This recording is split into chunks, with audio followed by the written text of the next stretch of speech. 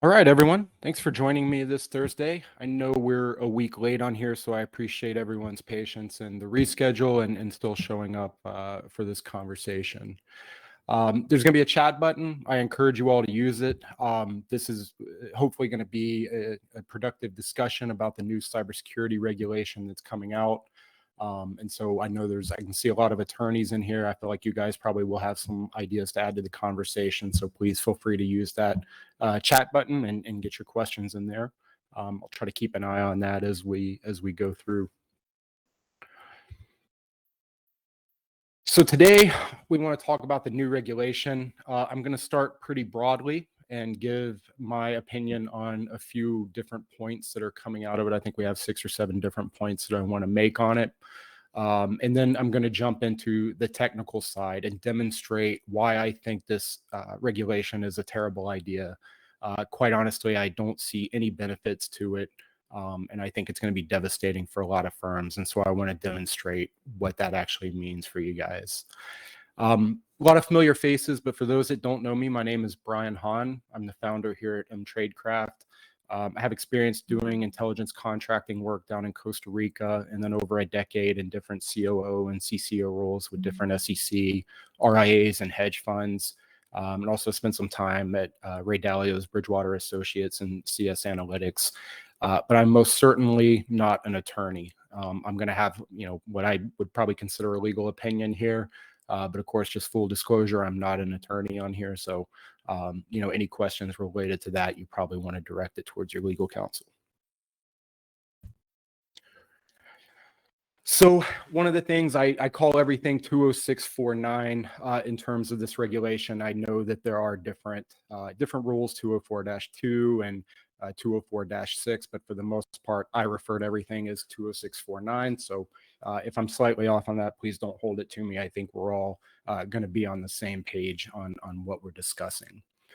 If you haven't dug into this regulation yet, there's a fact sheet that you can see on the screen that the SEC put out that covers some of the main points of it. It's going to be the regulations related to how you manage your risk and the rules around that. There's going to be regulations about the reporting of these incidences and how they need to be reported to the SEC. There's going to be regulations around the disclosures of risk and incidents and what that means to your firm, and then there's the record keeping rules. So this is a great little overview, kind of gets you quickly caught up on it. Again, I call everything 20649, but I'm referring to just about every topic and point that you would find in this little tear out. So if you've been to my webinars before, I'm very vocal about, we've always had this problem of what the SEC gives out as guidance is drastically different from what they request during an examination or during an audit. On my homepage, and you might have seen it before, but we keep an ongoing list of all the cybersecurity and IT related requests that the SEC sends to different clients. A lot of them share it with us. If you have some, please share it. We put it into a community format so everyone can learn from it. But the reality is there's really not that much difference in this regulation versus what they were already requesting, when they were coming in for an audit. Again, my non-lawyer opinion here is that we're just moving from guidance to actual regulation, to where they're saying you have to do these type of things. So if you haven't checked out that document, I definitely encourage you to do that. It'll help put, I think, a little more solid picture about what's expected from you on the back end.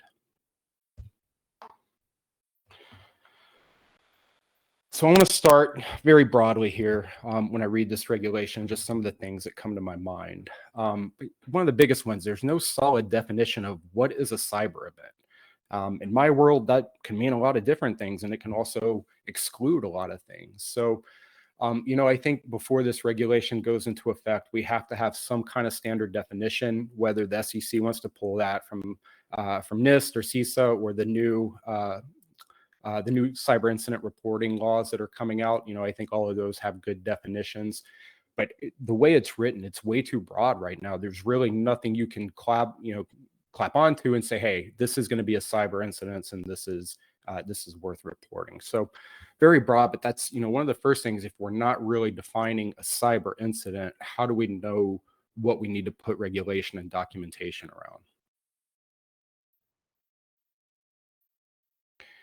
Also, the timing. There's a 4-day timeline for reporting major incidences. Nothing in my world happens in 4 days, and nothing in your world is going to happen in 4 days either. There's really just no time to sufficiently evaluate what happened, determine if it was a real event, and then understand, what may have been compromised.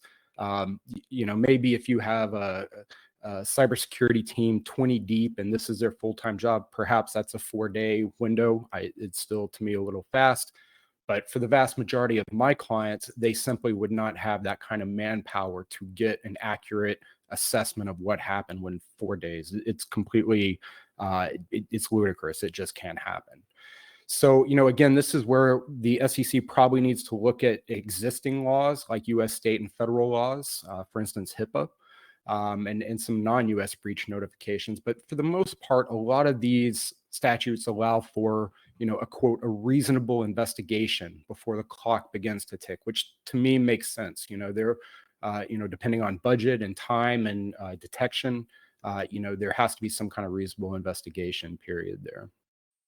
Or perhaps, we could just use the wording of, without unreasonable delay, because understanding that these things do take time to really jump in and figure out the forensics behind it. So in my mind, the timing is unrealistic, and there's really no firm out there that could, outside of the Goldmans and the JP Morgans, there's probably really no firm out there that can respond in that type of time frame.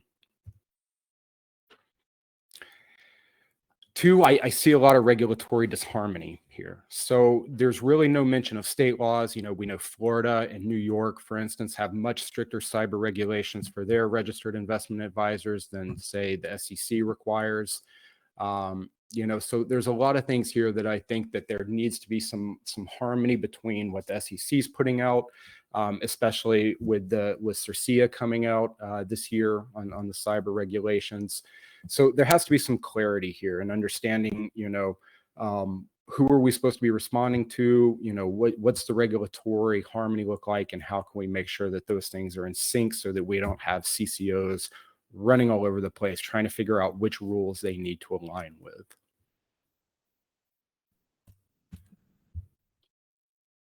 So there's also no law enforcement or intelligence services exceptions. And to me, that's a little mind-boggling, right? So there should definitely be a delay in incidences where there's a bona fide investigation by a law enforcement or an intelligence agency or some other public authority that is looking into the problem. As you're going to see, there's a lot of information that's going to be released in these cybersecurity disclosures that are going to be required. And if it's going to be easy for it to compromise law enforcement investigations, especially if there's a loss of client assets, or if we experience a nation state attack and we have the NSA or FBI investigating it, we need to have some kind of exception in there to allow the authorities to do their work before these are publicly disclosed. I understand a lot of people, they don't think that should be required, that there should be immediate disclosures on it. For me, I just don't see it, and I think that introduces more problems than we're willing to handle.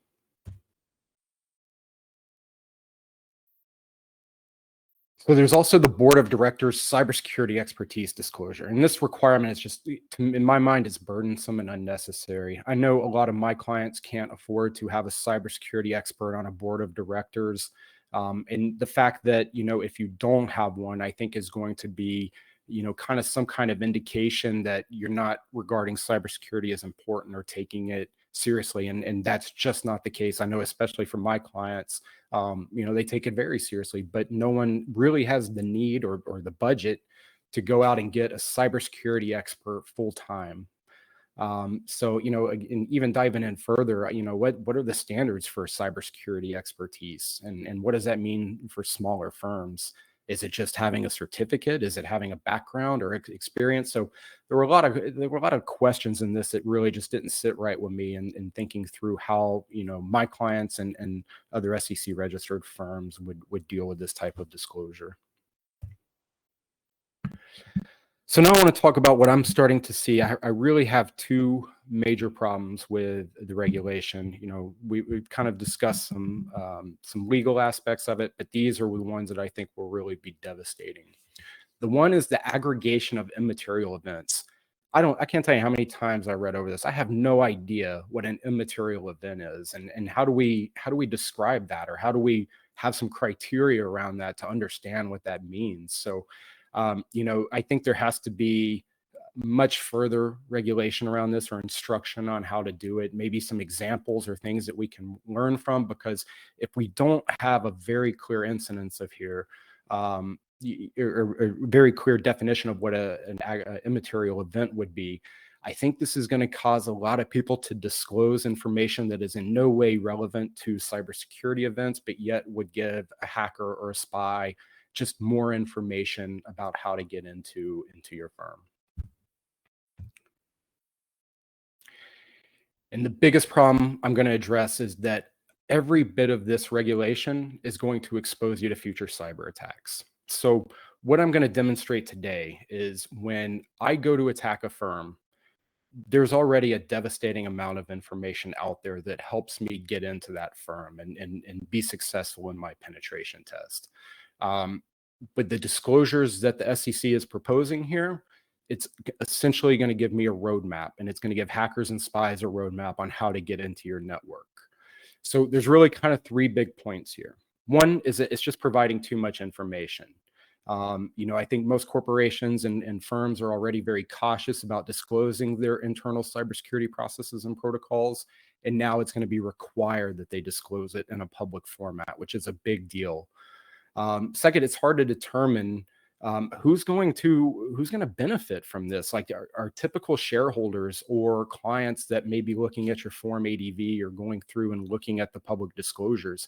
How does this help them make trading decisions or investment decisions? To me, that's a little bit unclear. So, you know, kind of looking at it, I really just don't see the point of what these disclosures are and what's the larger goal, what's the larger problem that they're trying to solve.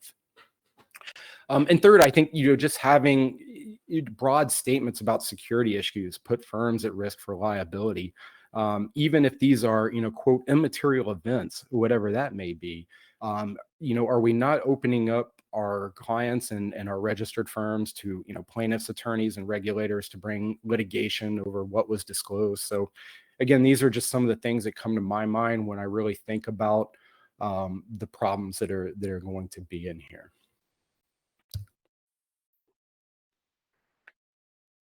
So if you've seen some of my webinars, you've probably seen this graph before, and I want to explain how these regulations and actually demonstrate how these regulations are going to make it easier for me and hackers and spies and everyone to get into your network. Over on the left, you can see a graph of, you know, I actually forget where this graph came from. I stole it off the internet, but for the most part, 71% of all attacks include some form of phishing. I can say with my clients, in the cases I've been on, that number is probably closer to 95%.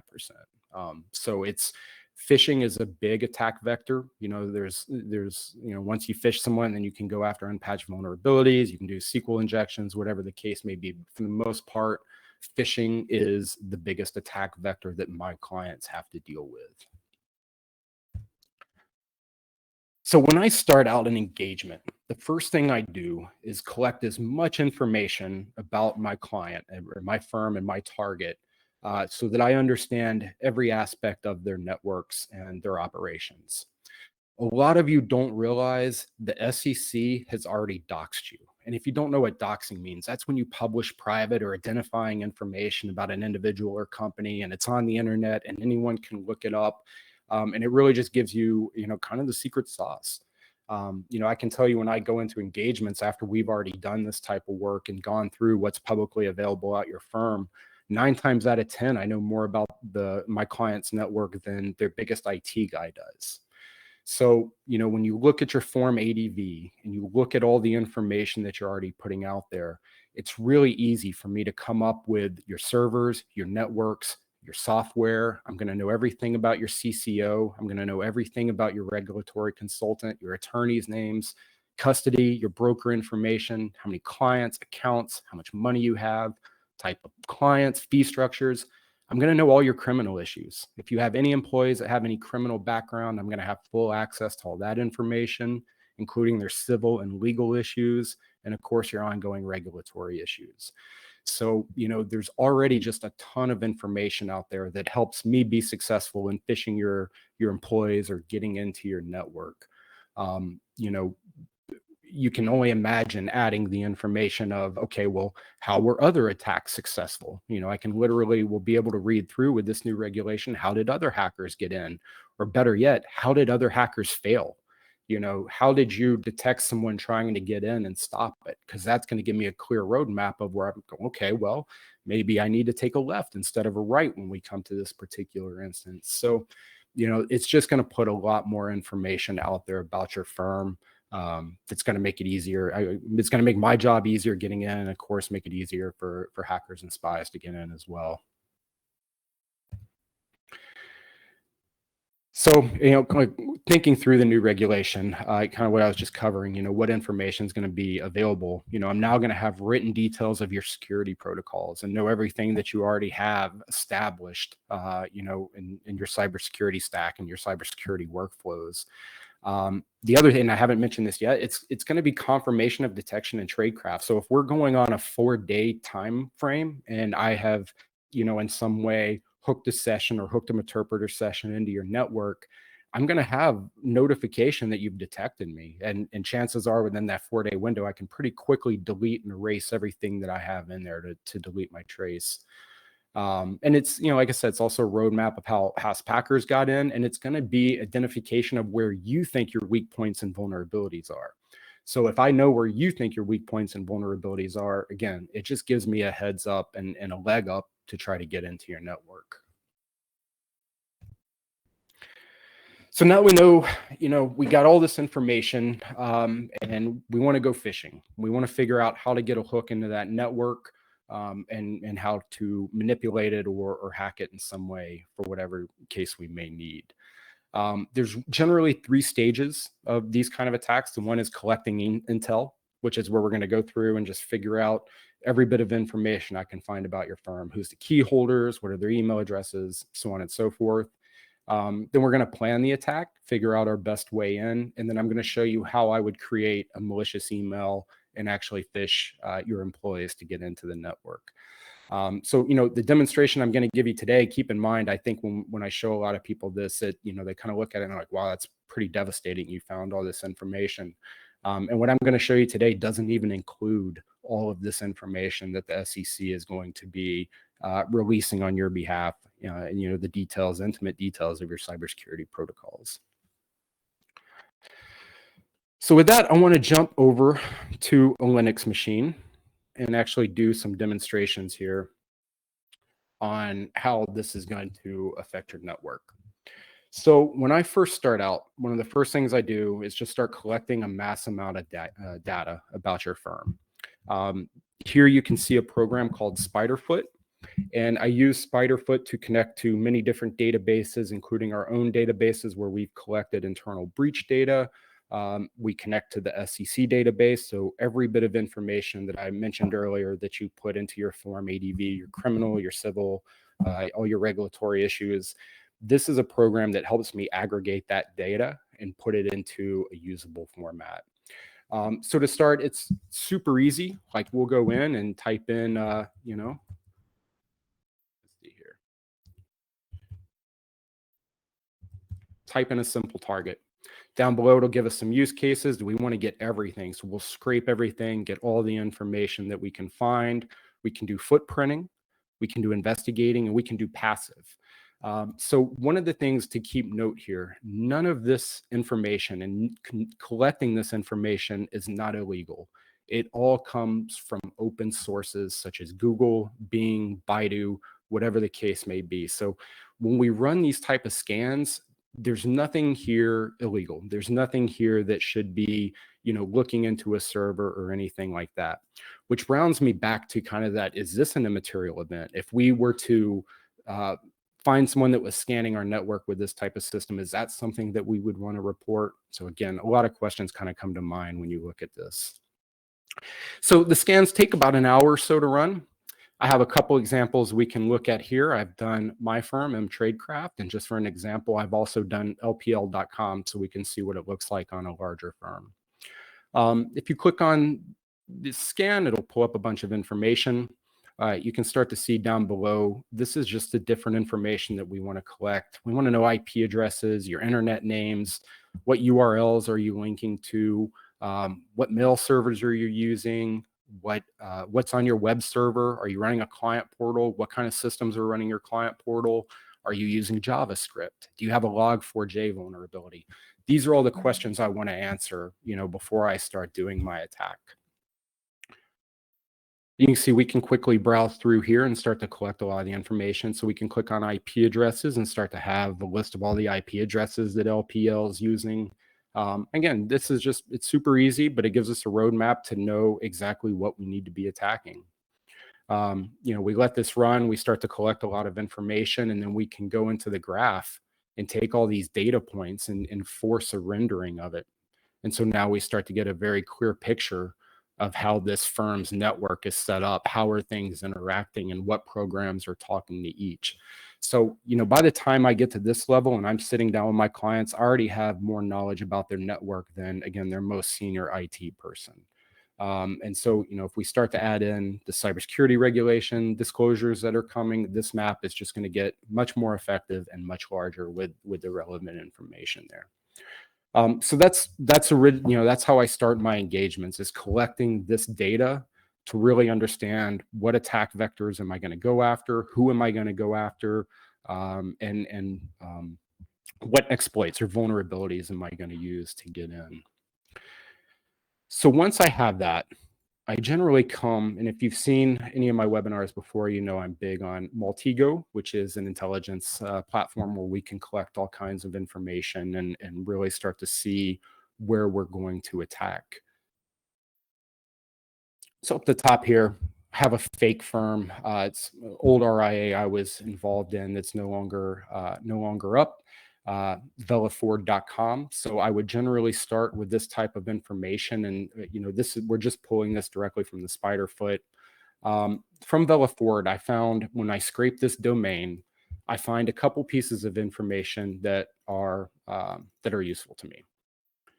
So one would be, I found that BillGates@gmail.com was a user on this domain. So we know Bill Gates, he's a pretty powerful individual. This is probably someone that we would want to phish. So what I do is I take his email address and I'll run it through all my breach data. So personally, we have over 8 terabytes of breach data where we go through and do this research for our clients. What we're trying to do is locate past usernames, passwords, IP addresses, whatever we may be able to find that has already been lost in a breach.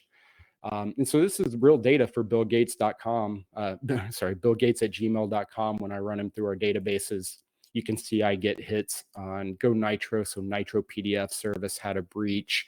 There's usually Adobe in here, LinkedIn, any of these big databases that they were involved in.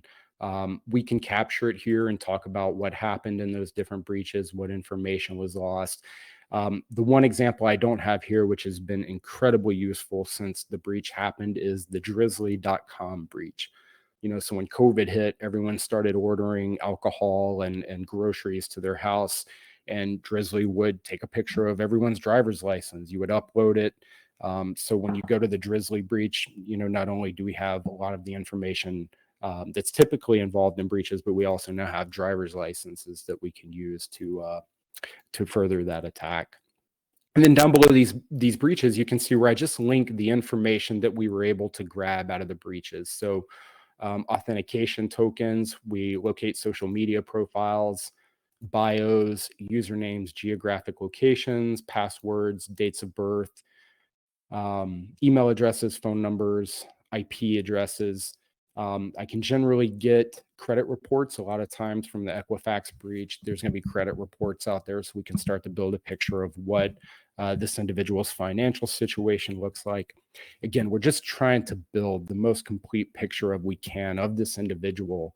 When we look at social media profiles, we want to know their pet's name. We want to know their spouse's name. We want to know their kids' names, because that all helps us be more effective in doing that type of attack. So that's one avenue we found. We found a Gmail address, so we start to collect that information and see where it's going to lead us when we actually force the attack.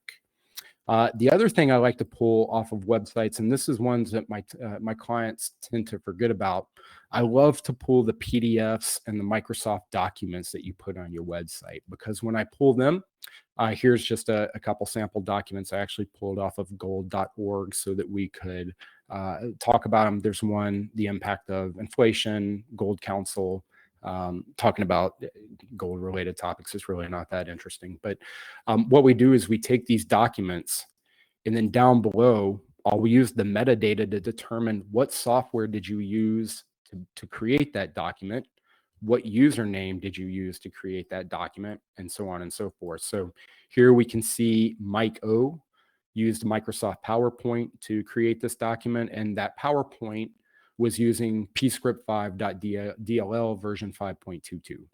So this becomes very useful when I'm going to phish someone.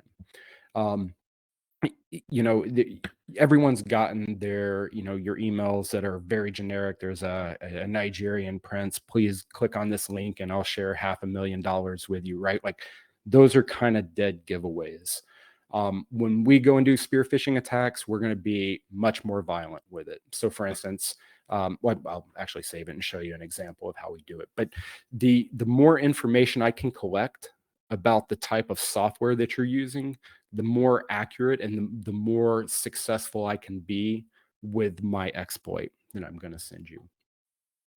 So this is what we call the threat map. I build this for all my clients, where we basically say, hey, if a hacker is going to come after you, these are the channels that they're going to come after. They're going to come after you phishing because they can figure out what version of Microsoft Word or Adobe PDF you're using.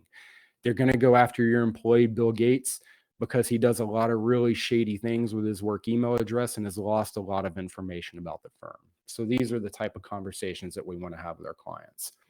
So, when I show my clients this and we go through and demonstrate what is publicly available out there with their firm, most of them are already taken aback and like, oh my gosh, we didn't know that much information was out there. We didn't know all our passwords had already been leaked, and so on and so forth. So now imagine that we can add to this map the ability to know where your past attack vectors were. For instance, we may look at the Form ADV disclosures and understand that Bill Gates was phished in the past, and they tried to get in because they figured out he was using a certain version of Adobe PDF, and you ultimately found the attack and stopped it, and now you've disclosed it. And so I can look at that and go, okay, well, why did they detect that? Did it click their antivirus? Did it click their malware? Whatever the case may be, so that we can go in and manipulate that code and move right around whatever it was that you used to detect it in the past. So that's my larger point here. There's really no way that this is going to help anyone. It's going to give me and hackers and spies a much more clear picture about how we're going to navigate into your network and what kind of damage we can do once we get in. So once we have all this information, now it's time to go and to launch our attack. And just to show you how easy this type of thing is, let's open up a terminal here and get started. We're going to use a program called the Social Engineering Toolkit.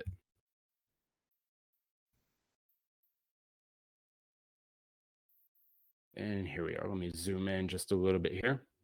So this is the Social Engineering Toolkit. Once I know who I'm going after and how I'm going to go after them, this is going to be the toolkit that I'm going to pull up.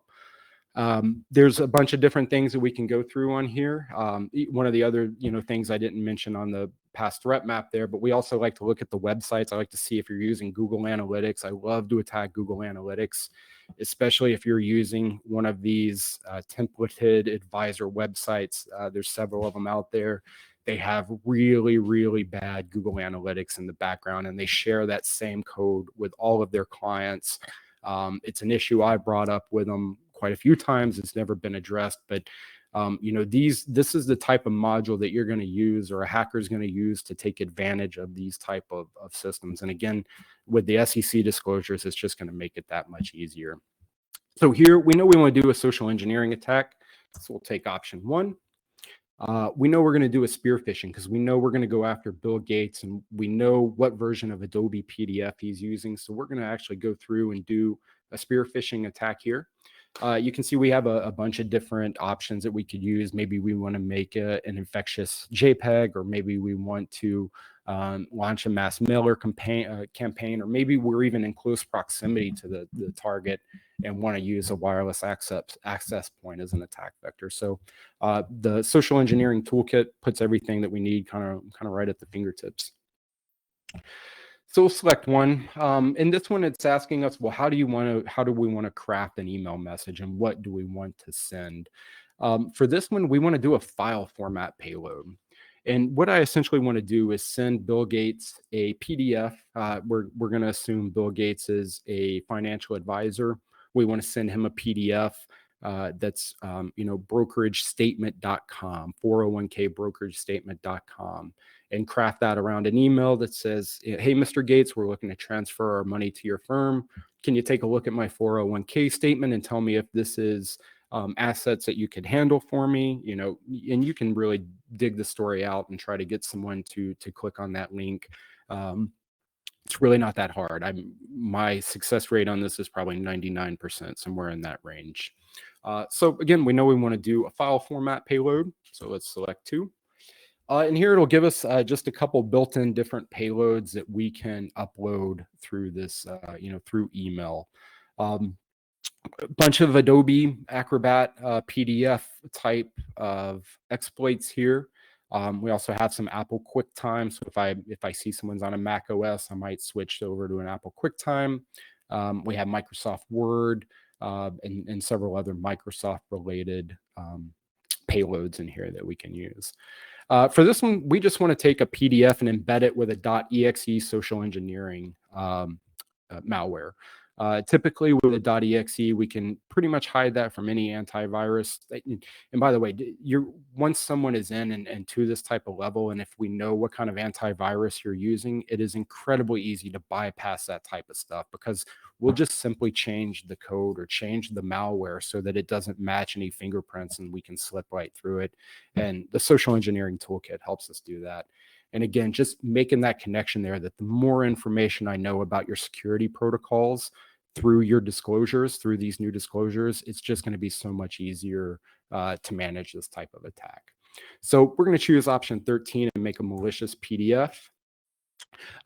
It has templates that I can use. So it will give me a template that I could use if I wanted to. For this, I want to use my own PDF because I like to manipulate them. Sometimes I'll actually get real brokerage statements so that when my clients open it up, they really don't even know that it was malicious. It's going to be running in the background. So I'll use my own PDF. It's asking for the link to my actual documents. And let's see, I actually forgot right where we put it. So let's take a look real quick. We have it at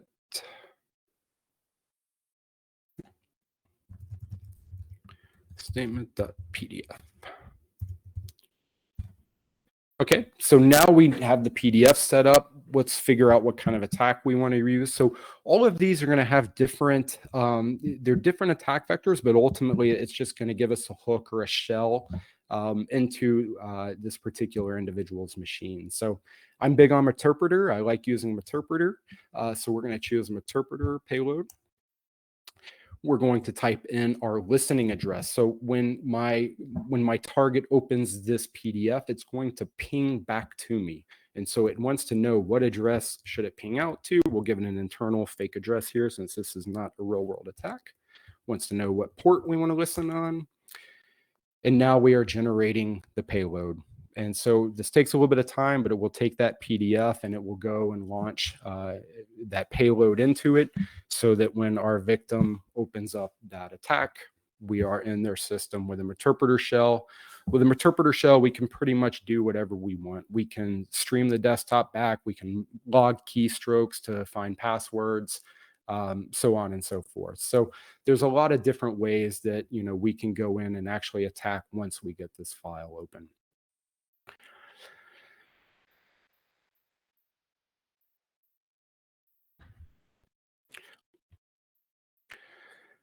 So, I think I'm hoping that, I know I jump around all over the place, but I'm hoping I'm giving you guys a clear understanding.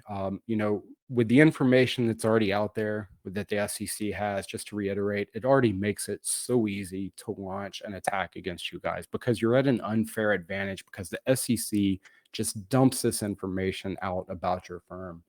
If we add these disclosures that are coming up, it's just going to make it worse. It's really going to be a roadmap for people to attack you. It's going to give away your secrets. It's going to give away your defenses. And overall, I just don't see any good to it. So that's my spill. Those are the worries that I have from it, both, kind of from a legal side, the things that I think are going to be difficult on the compliance side to keep up with, but also on the attack side. So, it's just one of those things to be mindful of as it comes out. It's going to be harder. You really have to be doing this type of threat analysis work so that you can, if you're putting PDFs on your website, you can scrub them of metadata and make sure that people can't find this information. Breaches are going to happen, right? Like no matter what we do, if we sign up for LinkedIn with our work email and LinkedIn experiences a breach, there's not a whole lot we can do about that. But it does reiterate the fact of how important it is to have secure and unique passwords and to have two-factor authentication in place, with all of these different systems. So again, I hope that was helpful. And, I know there's a lot of attorneys in here, so I would definitely love to hear some of your opinions on what you think about the actual regulation and what you're talking to your clients about. So if anyone wants to have that conversation or would like to come on and present on a webinar and present some of the legal aspects of it, I would certainly welcome you to do that so that we can continue the conversation with everyone, and make sure that everyone can do what they can to stay safe. So again, thank you everyone for your time and coming in and listening to what I have to say. I do love for these to be a conversation. So if there's anything you would like to talk about your specific firm, or if you have something that you think the community might benefit from, please reach out and let me know, and we can definitely carry on that conversation. Again, thanks everyone for joining. Please feel free to reach out to me if you need any help or assistance with anything. Certainly happy to help, and hope everyone has a great day. Thanks so much.